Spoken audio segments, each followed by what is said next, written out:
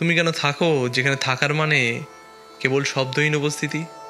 এক ঘরে দাঁড়িয়ে আছো যেখানে কেউ তোমায় দেখছে না, তবু তুমি সরে যাও না।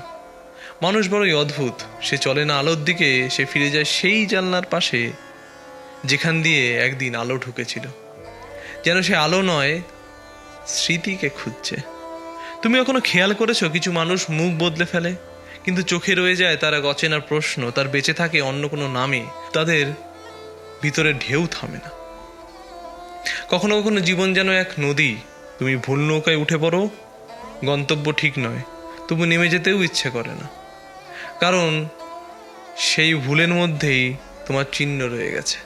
আমরা কেউ পুরোপুরি নিজেদের হই না, আমরা কারোর ছায়া, কারোর অর্ধেক শব্দ, কারোর অপেক্ষা মধ্যে আটকে থাকতে চাই, নীরবতায়।